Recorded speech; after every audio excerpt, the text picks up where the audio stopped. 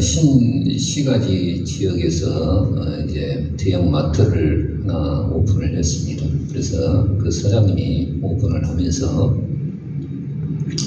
우리 마트를 좀 알려야겠다 해서 대형 파견 세일을 70% 파견 세일을 이제 지역 신문 일면에다가 실어서 70% 대파견 세일을 한다고 광고를 실어놨습니다. 당일날 보니까 어떻습니까? 1시간 전부터 개인 줄이 서 있고 성공했다, 그렇게 생각이 되어졌습니다. 이때 하루만 작은 남자 하나가 사람들을 미치면서 줄 앞쪽으로 나가려는데 그걸 내버려 두겠습니까? 새치기 하는데. 그래서 온갖 육두문자가 나오고 욕설이 난무하는 가운데 어떻습니까? 이 사람이 뒤로 물러나게 되어집니다. 그래서 이 남자는 재차 또 앞으로 나가려고 시도했지만 맨 뒤로 내동댕이 쳐져 버렸습니다. 다시 일어선 남자가 손에 입을 대고 큰 소리로 이렇게 말을 했습니다. 한 번만 더 날 때리면 오늘 가게문 연합하라, 이렇게 말을 했다고 합니다. 가게 주인이었죠. 우리 역시도 어떻습니까? 주님을 나의 주님이라고 오늘 우리는 고백하고 있으면서도 마트 주인처럼 어떻습니까? 내동댕이 치면서 가게 문을 열어야 파견 세일을 하든지 말든지 하는데 문도 열지 못하도록 어떻습니까? 우리의 삶 속에서 그 주인을 내동댕이 치고 있지 않는가 생각을 해보게 되어집니다.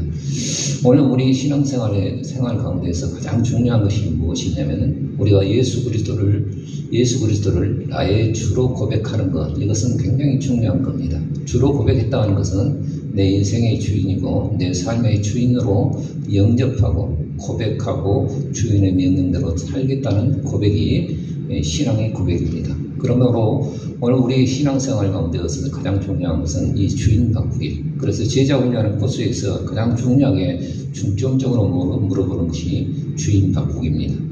그런데 그 주인이 쉽게 바뀌지 않는다는 사실 앞에 오늘 우리의 모습들이 있죠. 여러분들 주인이 안 바뀌면 어떻습니까? 히브리서 12장 15절의 말씀처럼 우리 마음에 쓴뿌리가 나서 어떻습니까? 늘 우리를 괴롭게 하고 또 원망과 불평이 우리 속에 일어나게 되어지고 또 어떤 일에 대해서 친척함이 없다고 한다면 자기 연민에 빠져서 뒤에서 그곳에 빠져들어가게 되어지는 수밖에 없습니다.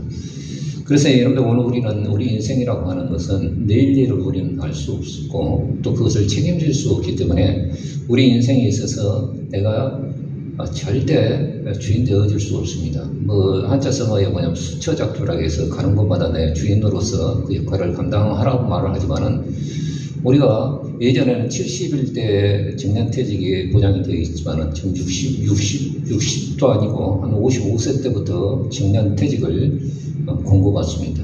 그래서 내일 일을 우리는 알지 못해요. 또 내일 일을 우리는 책임질 수 없기 때문에 우리 인생에 우리가 주인 되어질 수 없음을 우리는 고백할 수밖에 없습니다.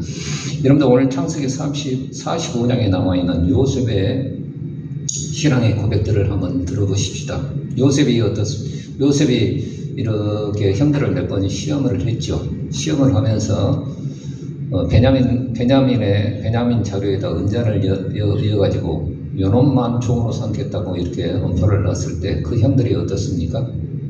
그냥 배다른 형제라고 해서 너 잘못 걸렸다 해가지고 니만 종으로 저 애국 총리의 종으로 끌려가라 라고 말하지 않는 것이 아니라 아비의 생명과 이 아들의 생명이 서로 연결되어 있으므로 이 아들이 죽으면 어떻습니까? 그 아비가 흰머리로 음부에 내려갈 것을 이미 알고 탄원을 하게 되어지죠.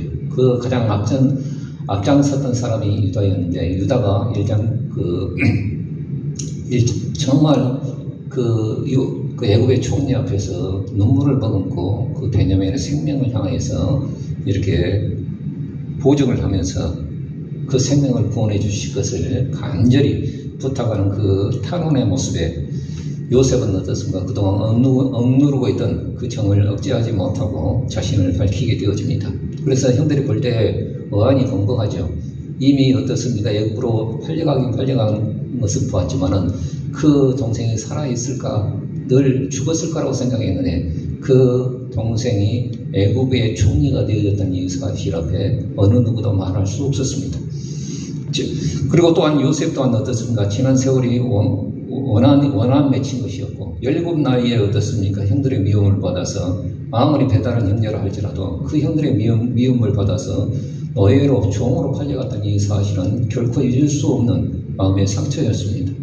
그런 원한과 원망이 있고 아무리 생각해봐도 형들이 믿고 아무리 생각해봐도 형들을 용서할 수 없는 자기 연민에 빠져 있었습니다만은 그것을 남겨두기에 충분했지만은 이렇게 보면 오늘 본문의 45장에 보자면 요셉은 그 형들을 용서하고 있다는 것이죠. 그 용서할 수 있는 그 힘은 어디에서 나왔겠습니까? 오늘 요셉의 말 속에서 오늘 우리는 그 단서를 찾아볼 수 있는데 그 요셉의 말 속에 어떻습니까?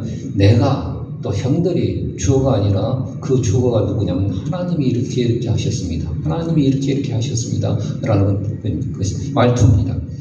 다시 말해서 하나님이 당신들의 생명을 구원하시려고 하나님이 큰 구원으로 당신들의 생명을 보존하고 그 후손들을 두시려고 하나님께서 하셨습니다. 그러므로 형들이 나를 팔아서 애굽에 보낸 것은 맞지만 그럼 맞다고 하잖아요. 형들이 애굽에 판자라고 말을 하지만은 형들이 미워서 나를 애굽에 보낸 것이 아니라 하나님께서 보내셨습니다 라고 고백하는 그 고백을 우리는 눈여겨보셔야 됩니다. 이렇게 요셉의 인생에 있어서 기나긴 세월 동안에 인생의 주인이 그 마음 중심에서 바뀌니까 원한 맺힌 그 원망과 자기 연민에 빠지지 아니하고 형들을 만났을 때 용서할 수 있는 힘이 거기에서 나온 것을 우리는 찾아볼 수 있습니다. 먼저 내 인생의 주어가 바뀌니까 악을 선으로 바꾸신 그 하나님의 은혜를 경험하고 찬양하고 있다는 것이죠. 나중에 아비 야곱이 죽었을 때도 형들이 두려워서 요셉 앞에 우물쭈물 하고 있을 때도 다시금 고백하는 그 말을 우리는 들어볼 수 있는데 창세기 50장의 말씀 한번 같이 읽어보십시다. 시작. 당신들은 나를 헤아려 하였으나 하나님은 그것을 손으로 바꾸사 오늘과 같이 만민의 생명을 구원하게 하셨나니 내 인생의 주어가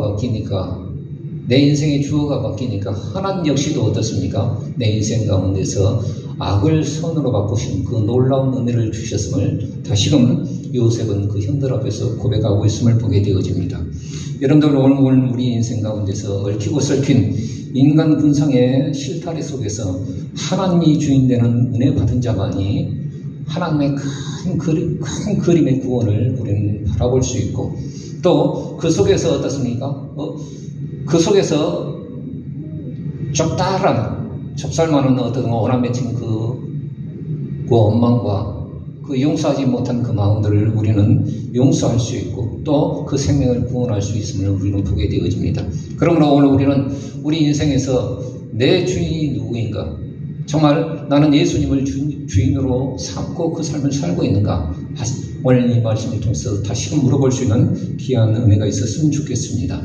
여러분들 내 인생에서 이 주인이 바뀌지 않느냐면 어떻게 되겠습니까? 욥기 11장에 보자면은 여기 보자면 나마 사람 이제 엘리바스가 욥을 꾸중하고 또 소발이 빌닷이 또 어떤가 딱 꾸중하고 그 다음에 세 번째 타자로 나온 사람이 누구 있냐면 나마 사람은 이 소발인데 이 사람이 딱 보니까 빌닷이 한 장 딱 이렇게 말을 했는데 두 장 연거푸 말을 쏟아내면서 자기를 항변하는 그 욥의 모습을 볼 때 어떻습니까? 의분이 생기는 거예요. 그 새끼 참 말 많네 이렇게 말을 하면서 말 많네 하면서 위 부푼 사람이 어찌 하나님 앞에 의롭다함을 얻을 수 있겠느냐 하면서 어떤가 막 쏟아내는 소발이 몸을 내발하면서 어떤가 욥에게 진노하는 그 모습을 오늘 욥기 11장을 통해서 우리는 찾아볼 수 있습니다. 그리고 지금 고통당하는 사람에게 있어서 어떻습니까? 하지 말아야 할 말을 하는 겁니다. 하나님의 벌하심은 네 죄보다 경하도다. 그것이 하나님의 벌하심인 것을 알죠. 내가 고통당하고 육체적인 어떤 아픔과 징벌 가운데 있다는 것, 그건 하나님의 벌하심이죠. 그럼에도 불구하고 그 사람을 대놓고 그 말을 한다는 것은 있을 수 없는 얘기입니다. 그래서 아주 잔인하고 무례한 말을 소발은 쏟아놓고 있습니다. 소발의 말은 가만히 욥기 11장을 읽어보면, 집에 가셔서 한번 읽어보면은 소발의 말은 하나도 틀린 것 없습니다. 네가 하나님 앞에 잘못했고 네가 하나님 앞에 얘기하면 하나님은 회복해 주실 것이다. 그 모든 것을 회복해 주실 것이다. 하나도 틀린 말이 없습니다. 그럼에도 불구하고 문제는 무엇이었습니까? 문제는 하나님의 일하심마저도 어떻습니까? 자기의 신앙적인 지식과 원칙 속에서 벗어나지 않는다는 이런 확신으로 욥을 정죄하고 회개하라고 다그치고 있다는 데 문제가 있습니다. 그래서 네가 마음을 바로 해서 죄악을 버리고 정말 불의가 네 장막 가운데 거하지 못하도록 하나님 앞에 철저히 회개하면 하나님이 회복해 주실 것이다. 이 모든 것을 회복해 주실 것이다. 그런 말이 아니죠. 그런 말이 아니에요. 여러분들, 오늘 우리는, 그런데 중요한 것은 우리가 사람과의 관계 속에서 맞는 말이 사람 잡습니다. 틀린 말이 어떤 것, 틀린 말은 틀린 말이라 이렇게 말하는데 맞는 말이 사람 잡아요. 맞는 말로 정리하는 것보다 어떻습니까? 무식하게 사랑하는 것이 더 낫습니다. 그러므로 여러분들, 오늘은 나는 절대 틀린 말은 안 해요. 틀린 말은 안 하죠. 그런데 그 맞는 말이 사람을 잡는다는 겁니다. 소발이 지금 하나님의 사랑이 하나도 일도 없는 그 자기의 신학적인 지식을 갖고 어떤가 욥에게 정죄하고 판단하고 회개하라고 다그치고 있다는 것이죠. 여러분들, 회개는 어떨 때 회개하는 겁니까? 회개는 어떤가 죄를 지적받아서 회개하는 사람 한 사람도 없습니다. 그 하나님의 사랑이 내게 확인되어지고 그 사랑이 확인되어져서 무너지는 것이 회개입니다. 누가 보면 15장에 보자면 탕자의 비유가 나오지 않습니까? 그래서 내 집에, 아버지 집에 가면 먹을 것이 있고 종들도 먹을 것이 있는데 내가 여기서 줄여주는구나 하면서 어떤가 자기가 가서 아버지 앞에 해야 할 말들을 싹 몽롱해서 애워갖고 어떻습니까? 동구박 어떻습니까? 길가에서 어스렁거리고 있는데 아비가 먼저, 상거가 뭔데 아들을 먼저 알아보고 어떻습니까? 버선발로 뛰어나와요. 그리고 이제 어떻습니까? 자기가 애워온 대로 어떻습니까? 다 말을 했는데 그 말이 아비에게는 들리지 않습니다. 가락지를 끼워라, 소를 잡아라, 의복을 입혀라, 신발을 신겨라. 거기에서 회개가 이루어지는 겁니다. 여러분, 오늘 우리는 하나님 앞에 회개라고 하는 것이 어떻습니까? 죄를 지적받아서 어린 자녀들을 키워보면 너 이거 잘못했지, 너 이거 잘못했지. 그 앞에서 눈물을 찔끔찔끔 해도 어떻습니까? 또 그 일들을 하죠. 그러나 그 아비의 사랑과 그 어미의 사랑을 감동받고 나 때문에 우리 아빠가, 나 때문에 우리 엄마가 아파한다는 그 마음을 알 때 어떻습니까? 그 아이는 그것을 더 이상 하지 않는 것과 마찬가지로 우리 역시도 어떤 하나님 앞에 얘기하는 것은 하나님의 말씀이 내게 뜨끔해지고 정말 그 말씀 나를 영원토록 사랑하시는 그 하나님의 사랑, 자기의 독생자 예수까지도 어떻습니까? 나의 죄를 위하여 십자가에 매다신 그 하나님의 무한하신 그 사랑을 알 때에 오늘 우리는 하나님 앞에 회개하는 것입니다. 그런데 어떻습니까? 아무런 하나님의 사랑이 없고 그냥 정죄만 하고 있다는 것이죠. 여러분들, 죄의 일하심은 어떻습니까? 오늘 우리의 생각과 우리가 알고 있는 신학적인 지식의 범위 안에서, 범주 아래서 어떤가 그렇게 행하시는 것처럼 오늘 우리는 확신 있게 말합니다. 죄의 일하심은 어떻습니까? 죄의 일하심은 요셉처럼 이해에 불과한 고난 속에서도 하나님은 일하시는 거예요. 할렐루야. 우리의 어떻습니까? 이해타산과 신학적인 짧은 지식의 어떻습니까? 1 더하기 1은 2요. 이런 신학적인 지식으로 그 테두리 안에서만 하나님이 일하시는 것이 아니라 요셉의 고난을 통해서 우리가 보여드렸듯이 그 고난 속에서도 형들이 입어서 분명히 판 건 맞잖아요. 그런 악한 일이에요. 그런 악한 일들을 통해서도 하나님은 구원의 역사를 이루어 가시는 하나님의 일하심이 오늘 성경은 그려지고 있다는 것입니다. 이런 것들을 이해를 못하는 거예요.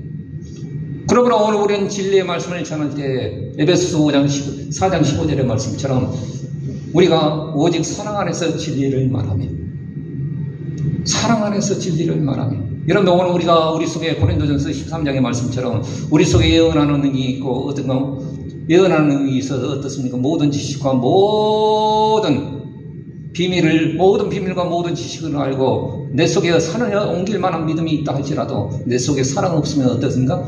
아무것도 아니요라고 말을 해주고 있습니다. 그러므로 오늘 우리는 베드로전서 4장의 말씀처럼 오늘 우리가 말을 할 때에도 어떻게 해야겠습니까?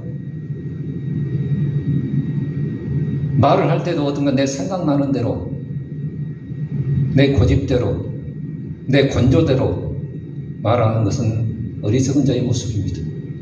베드로전서 4장의 말씀처럼 4장 11절에 보자면 너희가 말을 할 때도 하나님이 말씀하시는 것처럼 하고 봉사할 때도 하나님이 공급하신 힘으로 하는 것처럼 하라. 이러함으로 어떻습니까? 어떤가 매사에 어떻습니까? 하나님 앞에 영광을 돌리게 함이니 라고 말을 성경은 말해주고 있습니다. 그래서 소발의 말은 어떻습니까? 맞는 말이지만은 틀린 말입니다. 그 속에 하나님의 사랑이 없고 그 속에 어떻습니까? 그 삶의 주인이 하나님이 아닌 이상 어떤가 신학적인 안약한 지식으로 한 사람을 변화시킬 수 없음을 이 말씀을 통해서 우리는 깨닫게 되어집니다. 여러분들 사랑 없는 조져진 그런 신앙으로 정죄하고 판단하고 또 회개하라고 다그칩니까? 절대 회개하지 않습니다. 회개하지 않습니다. 사랑이 가미되어지지 않은 정죄는 회개하지 않습니다. 예수 그리스도께서 십자가 하나님의 사랑을 전하고 하나님의 세상을 이처럼 사랑하사 독생자 예수 그리스도를 주신 그 은혜로 십자가에 내다지시고 자기 몸을 온전히 버리심으로 우리에게 대한 하나님의 그 사랑을 확증하심으로 오늘 우리에게 그 복음을 던져주셨습니다.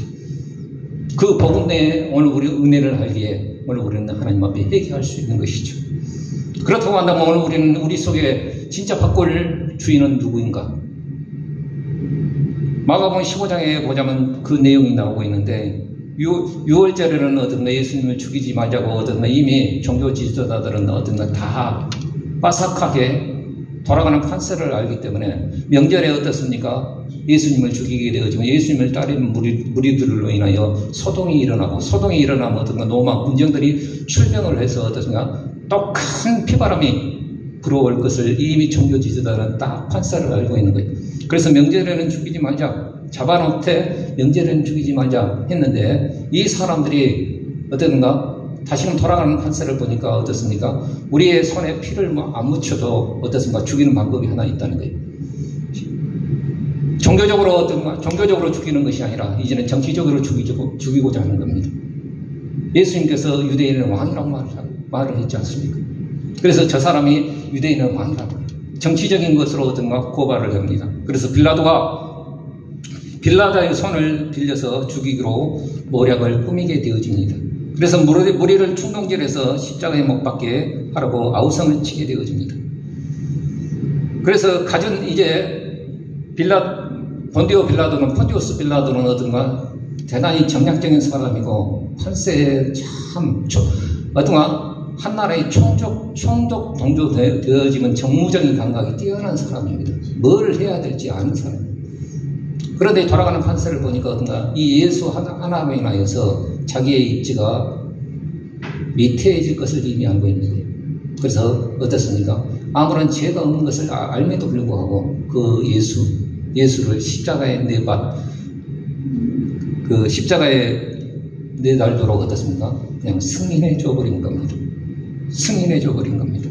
그래서 갖은 수치와 조롱과 채찍을 맞으시죠. 로마 병정들이 어떻습니까? 빨간 망토, 자기들이 덮고 있는 빨간 망토, 이건 왕이 입는 그 자줏빛 그 망토와 비슷한 거거든요. 그걸 딱 입혀놓고 머리에는 가시멜륨을 왕이여, 유대인의 왕이여, 영광 받으소서. 그리고 갈대로 어떻습니까? 그 왕이 이제 금호를 이렇게 메고 왕들을 딱 하면서 어떤가 가시멜륨이 박혀져 있는 그 머리를 향하여 딱 치면서 유대인의 왕이여 영광 받으소서. 그리고 침뱉고 조롱. 그리고 옷을 다 벗겨놓고 어떻습니까? 가죽 채찍 뒤에 끝에가 어떻습니까? 납댕이와 동물의 뼈가 날카롭게 박혀있는 그 짧은 채찍을 갖고 어떻습니까? 예수님을 온통 난도질해버립니다. 피가 철철 넘쳐나. 그리고 이제 거기에서 어떤가 디아 돌로르사가 어떻습니까? 그 한 500~600m 되어지는 그 길을 어떤가 십자가의 그 형틀을 쥐고 가루가 되어진 그 형틀을 쥐고 올라가게 되어집니다. 원래는 어떻습니까? 바라바라고 하는 그 밀란을 꾸몄던 강도를 어떤 십자가에 달기 위해서 그 십자가를 세워놨지만은 유대 군정들이 어떻습니까? 유대인 명절이 되어지면 강복들 특사로 어떻습니까? 죄인 하나를 내주는 관례가 있는데 유대인들의 유대인들의 민중들이 어떠든가 바라바를 그 예수를 원치 않고 바라바를 내주라고 그 대제사장의 사주를 받아서 그렇게 꾸며지게 되어집니다. 그래서 예수님께서는 불법으로 집행되어지는 그 모든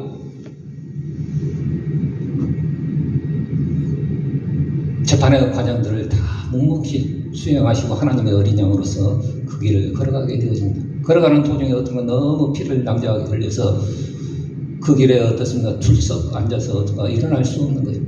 그때 그 로마 관정들이 어떤가 관례대로 어떻습니까? 한 사람을 어거지로 잡아서 어떤가 그 형틀을 쥐고 가게 하죠. 그 사람은 구레네 시몬이라는 사람인데 피부색도 거무잡잡하는 사람인데 이 사람은 나중에 로마서 16장에 보자면 알렉산더 누퍼의 어머니라고 하면서 그의 어머니는 나의 어머니라고 사도 바울이 칭했던 것처럼 초대교회 또 로마교회의 가장 중추적인 역할을 감당했던 가정이었습니다.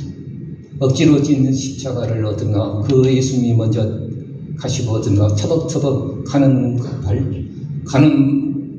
발걸음마다 피가 흥건하게 젖어 있는 그 길을 자기도 따라가면서 가장 가까이서 그 예수님의 고난당하신 그 모습과 숨을 헐떡거리면서 어떤가 걸어가시는 그 예수님의 그 소리를 들으면서 어떻습니까? 아무든지 나를 따라가고 그러거든 자기를 부인하고 자기 십자가를 지고 나를 쫓아올 것이니라는 예수님의 그 말씀 문자적으로 온전히 순종하는 그 모습으로 어떻든 쫓아갔던 첫 번째 인물이 되었던 사람이 구레네 시몬이었음을 우리는 보게 되어집니다. 그리고 어떻습니까? 이 사람 온전히 마침내 십자가에 달리시고 예수님께서 십자가에서 보면 가상 7원이라고 해서 7마디 말씀을 하셨다고 했는데 마가복음은 다 빼버리고 가장 중요한 말씀 한 구절을 실어놓습니다. 예수님께서 돌아가실 때 엘리 엘리 나와 사박다니 나의 하나님 어찌 나를 버리셨나이까. 오전 12시부터 3시까지 개기일식이라고 해서 개기일식은 어떻습니까? 태양과 달과 이렇게 지구가 이렇게 한 일식상 되어지면 잠깐 동안 어두워지는 경우는 있습니다. 그러나 3시간 동안 개기일식이 되어져서 어떤가 온통 까매지는 일은 없습니다. 이건 하나님께서 자기의 독생성자를 십자가에 매다시고 그냥 눈을 가리셨다는 거예요. 온전히 버리셨다는 거예요. 나와 사박다니 어찌 나를 버리셨나이까. 그리고 예수님께서 큰 소리를 지르시고 운명하십니다. 그때 희한한 일들이 있는데 무덤에 돌물들이 터지면서 지진이 일어나면서 구약의 성도들이 부활하게 되어지고 또 그때 성소의 휘장이 딱 찢어지면서 어떤가 놀라운 일들이 일어납니다. 이러면서 사람의 인간의 힘으로 어딘가 그 휘장을 찢어낼 수 없습니다. 근데 예수님께서 운명하실 때 딱 찢어졌어요. 그건 어떤 것을 우리에게 의미해 주고 있습니까? 대제사장 1년 한 번, 대속죄의 날 한 번 들어갈 수 있는 그 휘장 속의 지성소에 있는 하나님 앞에 지성소의 휘장이 찢어졌다는 것은 어떤가? 이제는 하나님 앞에 나갈 수 있는 길을 열어놓으셨다는 것이죠. 여러분들 히브리서 10장 20절의 말씀 한번 같이 읽어보십시다. 시작. 그 길은 우리를 위하여 휘장 가운데 열어놓으시는 새롭고 선 길이요 휘장은 곧 저의 육체니라. 하나님께 나아가는 길만 열어놓으신 것이 아니라 우리에게 대제사장으로서 그 역할을 지금도 하나님 보좌에서 하나님 보좌 우편에서 그 일들을 하시는데 히브리서 4장의 말씀에 보자면 15절에 보자면 우리에게 대제사장이 있으니 승천하신 자 우리 주 예수 그리스도시니라. 그리고 15절 이후에 보자면 우리의 대제사장은 우리를 체벌하지 아니하는 자가 아니요 우리 죄를 담당하시고 우리를 긍휼히 여기시며 우리의 모든 짐을 지시되 죄는 없으시니라. 그리고 4장 6절에 보자면 하나님 앞에 긍휼하심을 받고 때를 따라 돕는 그 은혜를 얻기 위하여 은혜의 보좌 앞에 담대히 나갈지니라. 그러므로 우리 인생에 우리의 문제와 우리의 고통과 우리의 슬픔과 인생의 모든 짐들을 다 짊어지시고 우리를 의롭다 하시며 하나님 앞에 서신 그 대제사장이신 우리 주 예수 그리스도만이 우리 인생의 참 주인인 것을 성경은 말해주고 있습니다. 그래서 여러분들 그 예수님을 믿고 살아갔던 바울의 인생을 우리는 볼 때 얼마나 놀라운 역사가 드러났음을 우리는 보게 되어집니다. 여러분들 로마서 15장에 보자면 주인이 바뀐 자의 삶을 오늘 우리에게 그려주고 있는데 그것은 어떻습니까? 서로를 받으라는 거예요. 그리스도께서 우리 연약함을 받으시고 하나님께 영광을 돌리심과 같이 서로를 받으라는 거예요. 서로를 받으라는 거예요. 자기 십자가를 지고 자기 십자가를 지는 것인데 그 자기 십자가는 어떤 것입니까? 오늘 우리 말 안 듣는 자녀들이 내 십자가요. 맨 남편만 드는 어떤 남편이 내 십자가요. 바가지만 긁는 아내가 내 십자가라고 말을 하지만은 내 십자가는 어떻습니까? 남도 아닌 남이다, 남. 그래서 마가복음의 말씀에 보자면 자기 십자가를 말을 할 때 그 전에 보자면 자기 부인. 결국 지어야 할 것은 내가 죽어지는 것, 이것이 가장 중요한 내 십자가임을 성경은 말해주고 있습니다. 우리 마가복음 말씀 한번 같이 읽어봅시다. 8장 34절 읽어봅시다. 시작. 무리와 제자들을 불러 이르시되 아무든지 나를 따라오려거든 자기를 부인하고 자기 십자가를 지고 나를 쫓을 것이며. 그러므로 이런 오늘 우리는 자기 십자가 뭐냐라고 물어봤을 때 내가 죽는 것입니다. 내가 부인되어진 것입니다. 주인을 바꾸는 것입니다. 이거라고 오늘 우리는 분명히 말할 수 있어야 합니다. 여러분, 오늘 우리는 내 십자가, 자기 부인이 되어야 그의 온전한 십자가임을 우리는 보게 되어집니다.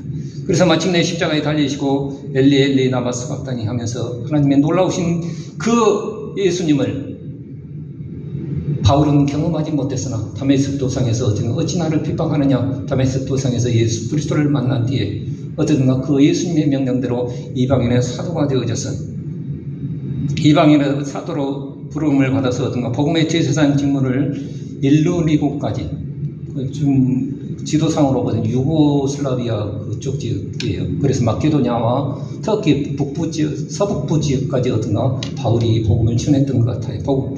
복음이 증거되어진 것 같아요. 일부는까지 어떻습니까? 편만하게 복음을 전했고 남은 터위에 교회를 세우지 않겠다는 자기의 성교 원칙에 따라서 이제는 다 그 일들이 마무리되어지고 로마로 갈 의향을 비치게 되어집니다. 로마로 가서 쉬고자 하는 것이 아니라 어떻습니까? 너희의 후원을 받아서 저 서바나 끝까지 땅끝까지 복음을 증거하기를 원하는 이 선교의 포부를 천명하고 있습니다. 지금은 가는 길이 어떤가 3차 전도여행을 마무리하면서 기근 중에 있는 예루살렘 교회를 위해서 저기 마케도냐와 그 소아시아 지역의 아가야 지역에 있는 모든 교회들이 교회 헌금을 해줬어요. 기근 중에 어려운 핍박받고 있는 예루살렘 교회, 아무 그 만난 적 없는 그런 이방인 교회가 우리가 복음을 저 예루살렘 교회로부터 우리가 받았으니 당연히 어떻습니까? 우리가 육체적인 것들 오늘 우린 공부한 것이 맞겠다 싶어서 사도 바울과 또 교회 지도자를 보내서 그들을 돕는 것을 보게 되어집니다. 그 후원금을 가지고 예루살렘으로 가는 길에 사도 바울은 로마 교회에 저 멀리 2억 멀리 떨어져 있는 로마 교회 한 번도 가보지 못한 이 로마 교회는 가만히 보니까 나중에 16장에 보자면 자기 제자들의 이름이 나오는 것을 보면은 자기가 개척한 교회가 아니고 자기 제자들이 가서 어떻게 모여서 어떤가 교회가 개척되어진 교회였어요. 그래서 그런 교회를 향하여서 기도를 부탁합니다.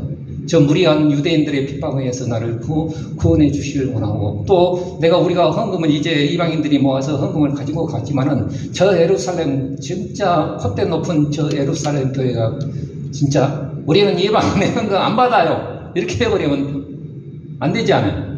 그래서 받음직했으면 좋겠다.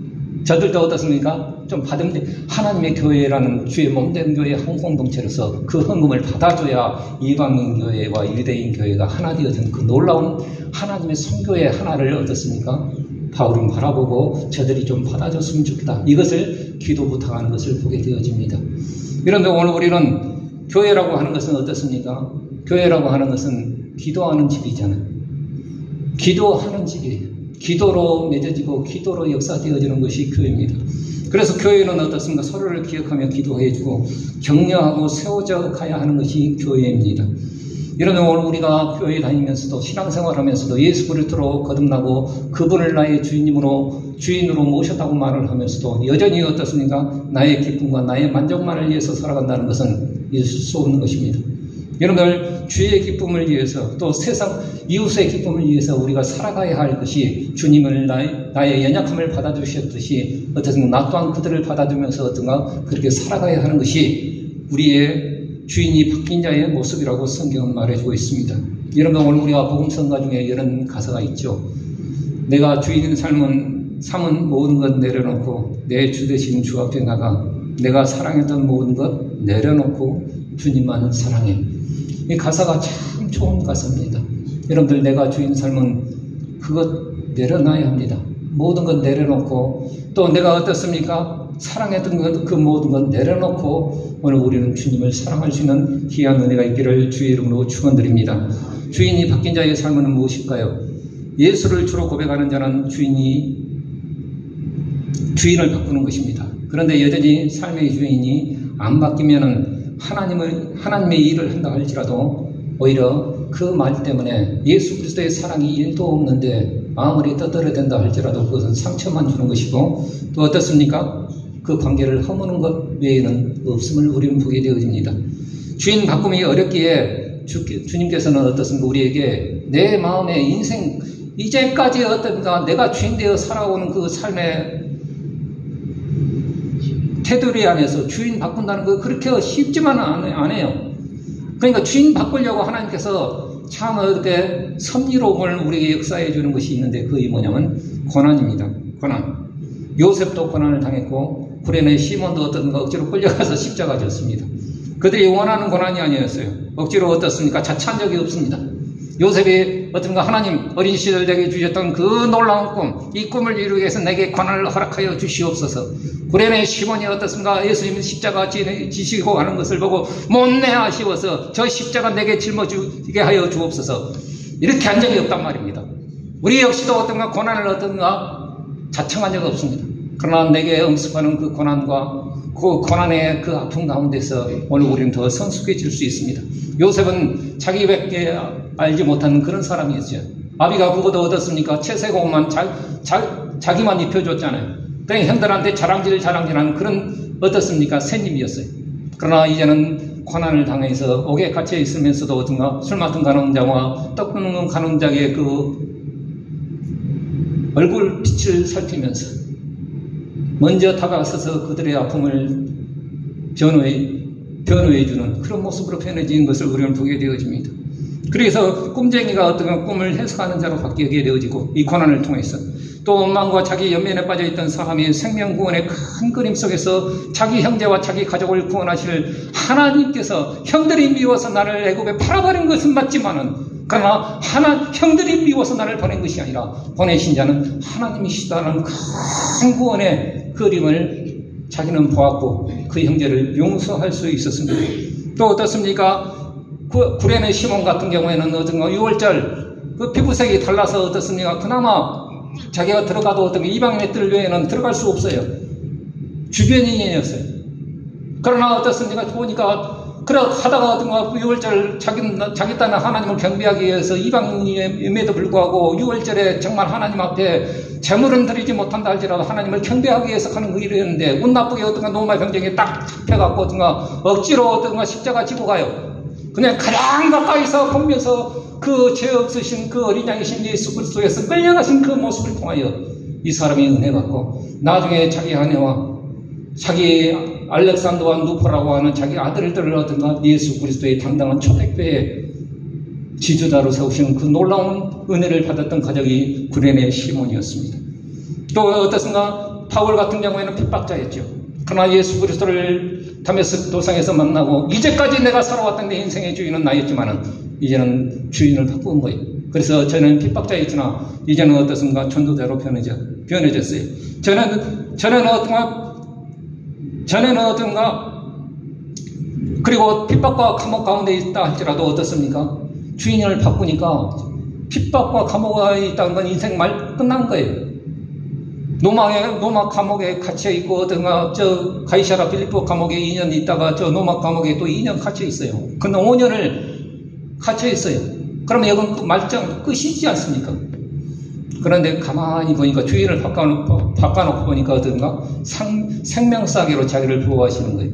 여기 로마서 15장에 보자면 너희 가운데 가서 좀 편히 쉬기를 원한다 이런 구절이 하나 있어요.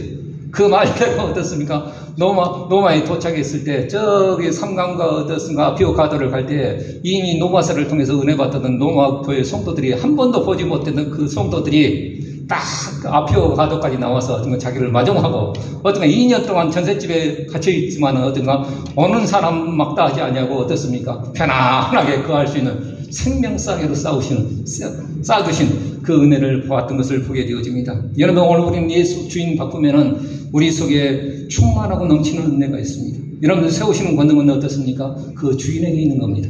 여러분들 고등동물과 하등동물이 같이 동거하려고 한다면 누가 챙겨줘야겠습니까? 고등동물이 챙겨줘야 돼요.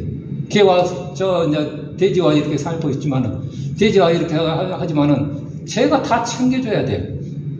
하나님은 우리를 다 챙겨주시든지. 우리 또한 어떻습니까? 강한 자가 약한 자를 짊어지고 받고 어떤 걸 사랑해주는 것은 사랑의 원칙이죠. 그러므로 오늘 우리의 삶 속에서 어떻습니까? 주인이 바뀐 자의 삶은 어떤 것이냐? 내 꼬라지대로 안 합니다. 내 기분대로 안 합니다. 연약한 것 알기 때문에 받습니다. 그 연약함을 받고 어떤가 서로 어떤가 그 짐을 짊어질 수 있는 그 은혜가 있음을 성경은 말해주고 있습니다. 여러분들 다시금 이 말씀 앞에 우리 자신들을 한번 점검해 보면서 나는 과연 주인을 바뀌었는가? 아니 바꿨다고 말을 하는데 여전히 내 입술 가운데는 주인이 안 바뀌어 있고 내 삶의 테두리 안에서는 주인이 안 바뀌어 있습니다. 주인이 안 바뀌었는데 그의 입술의 고백이 갇혀져요. 그러므로 항상 한 주간 동안 살아가는데 내 마음이 연약하고 부족하죠. 그러나 내 안에 계신 그분은 강하십니다. 세우고 안고 살아고 입고 사는 그 모든 것들을 주님께서 그 주인께서 세워주십니다. 여러분들 주님 내가 연약한 것 알잖아요. 그래서 그럼에도 불구하고 나를 받으셨잖아요. 나 하나님 세워주세요. 주인의 권능이 있습니다. 내 권능에 있는 게 아니라 주님 한번 따라 써봅시다. 주님 주무시지 마시오. 자 선주야 감기 걸려가지고 자 한번 따라 써봅시다. 주님. 이 고백은 굉장히 중요한 겁니다. 그 주인이란 말이에요. 내 마스터란 말이에요. 안고 일어서 내 권능은 어떤가 그 주인께 있다는 거예요. 하나님 세워주세요. 힘듭니다. 세워주세요. 로마서 14장에는 말씀처럼 그 14장에 그런 나오죠. 응? 세우시는 거는 그 주인께 있다는 거예요. 여러분들 오늘 우리는 늘 고백하시면서 그 주인의 뜻대로 살아갈 수 있는 귀한 은혜가 있기를 주의 이름으로 축복합니다. 기도하겠습니다.